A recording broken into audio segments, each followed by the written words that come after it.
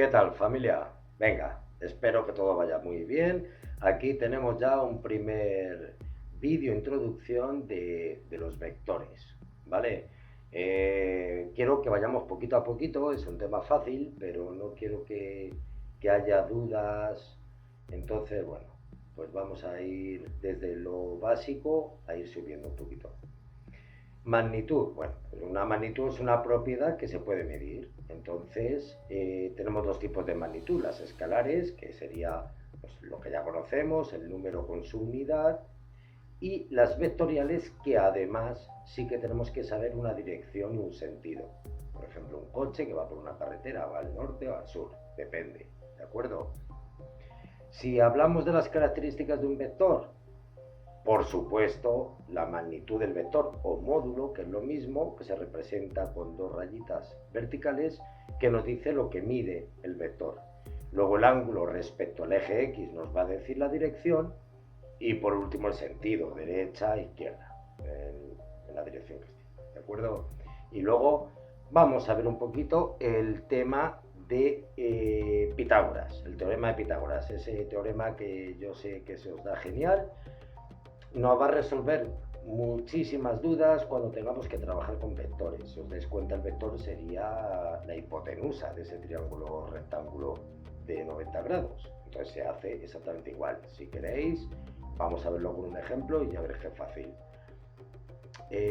Cuando tenemos que hablar del módulo, como hemos dicho antes, está representado con las dos rayitas verticales. ¿De acuerdo? Y entonces, pues en lugar de poner hipotenusa, pues ponemos el símbolo del vector con su rayita arriba marcando que es un vector, que no se nos olvide. Y nada, resolvemos igual, por el mismo método. Y al hablar de los componentes, pues tenemos que tener también un poquito de imaginación y ver que es como un espejo, es decir, en este vector K, lo que se proyecta sobre el eje X sería K sub X, y lo que se proyecta sobre el eje Y, K sub Y. Si inicia en el punto cero, bien, y si no, pues donde inicie.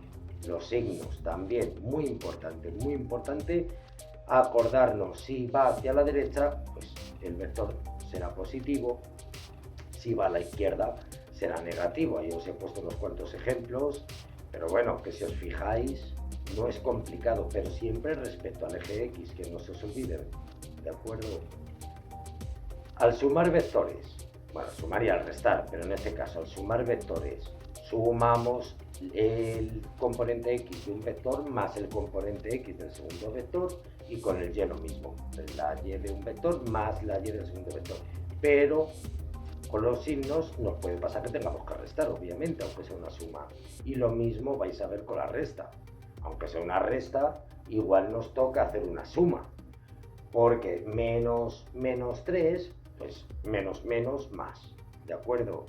Entonces son conceptos que yo sé que los tenéis controlados, pero tengo que decíroslo porque los nervios nos juegan malas pasadas en un examen o en un ejercicio, entonces vamos a evitar sorpresas. Los vectores y los puntos cardinales, venga, pues es fácil también, ¿no? Dependiendo en qué cuadrante esté, pues bueno, pues nos van a decir entre el este, parte del este hacia el norte, por ejemplo, primer cuadrante, parte del sur hacia el oeste, pues tercer cuadrante. Os marcáis las letras al principio para familiarizaros y vais a ver que es muy fácil. Aquí, por ejemplo, nos dice que un vector que mide 10 centímetros inicia en el norte y se dirige hacia el este. Pues inicia en el norte y se dirige hacia el este, es el primer cuadrante. Que inicia en el este y se dirige al sur, cuarto cuadrante. ¿Lo veis? Es fácil, pero nos hace falta un dato muy importante. Vamos a ver cuál es. Sí, los grados. Hemos dicho al principio del vídeo, si os acordáis, que los grados nos dicen la dirección. Por lo tanto, es muy importante tener un transportador, un goniómetro, y donde nos dicen que inicia o parte el vector es donde pondremos el cero del transportador para poder medir los grados. ¿De acuerdo? Si sumamos dos vectores, lógicamente nos va a dar un tercer vector, pero tenemos que saber que el segundo vector siempre parte desde donde acaba el primero, como estáis viendo ahí en el dibujo. Es decir, no parten del mismo sitio. Uno, el azul, parte del origen, pero el segundo parte de donde acaba el primero. Y luego unimos desde donde ha iniciado el primero y donde acaba el segundo, como estáis viendo. No es tan complicado el truquillo, bueno, pues os dibujáis el segundo eje de coordenada en lápiz, por si el profesor o la profesora no le gusta que lo dejéis representado en el examen, pero os va a ayudar para poder orientaros y poder medir los grados, obviamente. Las componentes rectangulares de un vector, ¿cómo las obtenemos? Bien, con la trigonometría exactamente. Lo que pasa que mucho cuidado con la calculadora, que la tenemos que tener en grados. Si no la tenemos en grados, por ejemplo, la tuviésemos en radianes, nos puede volver locos. Así que cuidado con eso.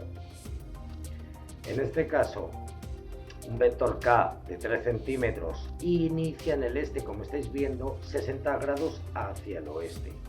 Bueno, pues ya tenemos los datos y entonces con la trigonometría seno, coseno, seno, cateto opuesto entre hipotenusa, coseno, cateto adyacente o contiguo entre hipotenusa. Y bueno, pues lo vamos aplicando, en este caso el coseno, pues lo mismo.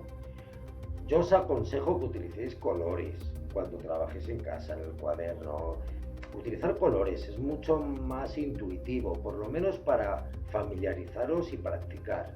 Luego ya, oye, que en el examen nos dejan, pues nada. Pero para trabajar en casa, mi consejo es con colores. Y bueno, en el próximo vídeo pues vamos a ver un poquito más cosas sobre vectores, pero ir echando un vistazo a esto. Espero que os haya servido y nada, lo dicho, os mando pronto un segundo vídeo. ¡Chao!